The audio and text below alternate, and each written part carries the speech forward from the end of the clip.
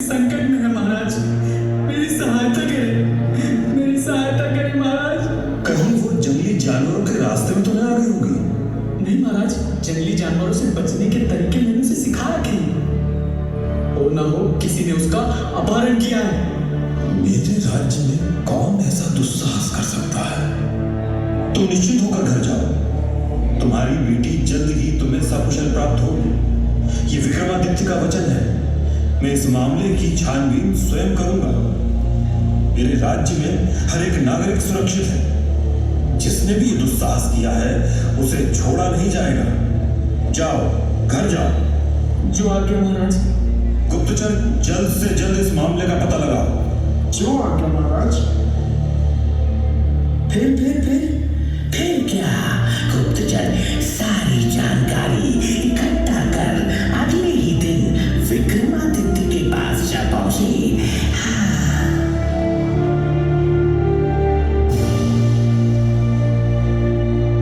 महाराज, सुरभि को आखिरी बार जंगल के एक डरावने खंडहर में देखा गया था।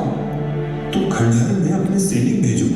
भेजे थे महाराज, किंतु हमारे सैनिक भी भीतर जाने से डर रहे हैं। यदि सैनिक भी प्राणों पर संकट देख भयभीत होने लगे तब तो चल चुका राजपाट। प्राणों के संकट से कोई नहीं डरा महाराज। लोगों का कहना है कि उस खंडहर में कोई तांत्रिक साधना कर रहा है।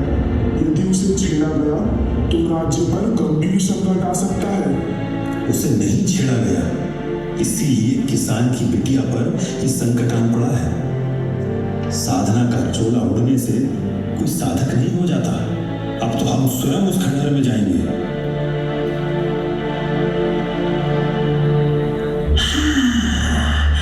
और उसी रात राजा विक्रमादित्य जंगल के उस खंडहर में जा पहुंचे।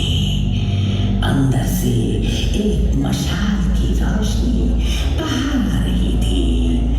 राजा और आगे बढ़े। थोड़ी ही दूर में सुबह बेहोशी की हालत में पड़ी थी। राजा उसके पास पहुंचे, उसे होश में लाया। वो उन्हें देखकर डर गई।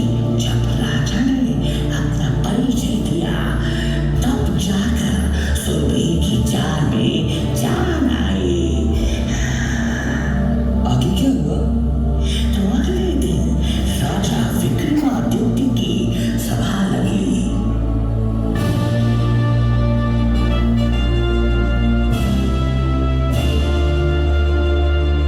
बताओ बिटिया सुरभि, जो भी तुम्हारे साथ हुआ वो सब कुछ निडर होकर कहो। चुप क्यों हो सुरभि?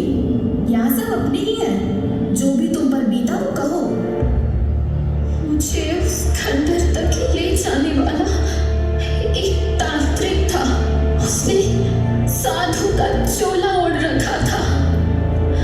वो मुझे छलपूर्वक साथ लेकर गया और वहां ले जाकर मुझे बेहोश कर दिया। फिर क्या हुआ सुरभि? बेहोशी की हालत में मुझे कुछ दिखाई नहीं दे रहा था, किंतु वहां एक औरत की आवाज आ रही थी जो मंत्रों का जाप कर रही थी। तुम्हें वो आवाज याद है? वो औरत जो मंत्रों का जाप कर रही थी, उसकी आवाज पहचान सकोगी? जी महाराज। ऐसे कैसे इसकी बातों पर भरोसा कर सकते हैं महाराज? ये तो बेहोशी की हालत में थी। रानी पद्मिनी संकट से ये गुजरी है, इसकी बातों पर भरोसा तो करना ही होगा। बताओ सुरभि, कैसी थी वो आवाज?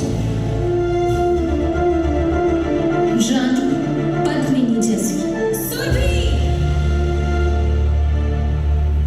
महाराज, प्राणों की दुहाई, बिटिया भी होश में नहीं है, तभी अनाप शनाप कह रही है।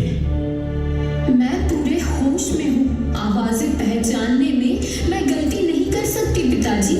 ये वही आवाज है जो खंडहर में मंत्रों का जाप कर रही थी।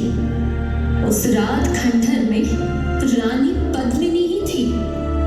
महाराज, तो क्या अब मुझे न्याय नहीं मिलेगा?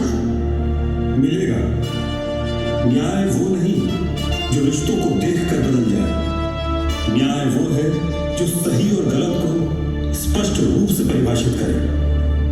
यदि राजा न्याय करने के समय अपने रिश्ते निभाने लगे तो ये प्रजा के साथ सबसे बड़ा अन्याय है। वाह, इसने कहा और आपने मान लिया, ये न्याय है? साबित कब हुआ कि ये जो कह रहे हैं वो सही है? साबित भी हो जाएगा। राज पंडित, आप मंत्र जाप शुरू कीजिए।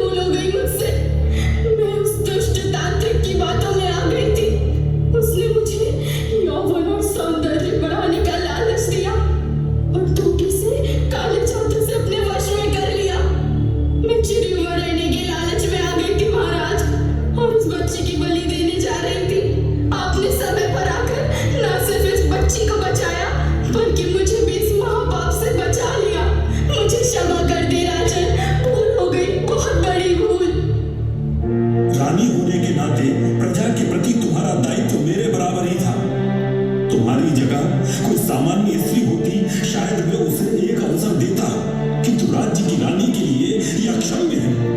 तुम्हारी जगह मैं स्वयं भी होता तो खुद को दंडित करता। रानी पद्मिनी, मैं तुम्हारा त्याग करता हूँ, तुम्हें दंड स्वरूप वनवास दिया जाता है। क्षमा महाराज, क्षमा। इस भूल की ऐसी बड़ी सजा मत दीजिए, मुझे अपने चरणों से दूर मत कीजिए महाराज। सैनिकों, रानी को यहाँ से दूर ले जाकर वन में छोड़ दो और उस दुष्ट तांत्रिक को पकड़कर आजीवन कारावास में डाल दो। न्याय ऐसा होना चाहिए कि वो समाज में एक मानक स्थापित करे। अब दोबारा किसी की हिम्मत ना होगी कि इस तरह का कुकृत्य मेरे राज्य में कर सके।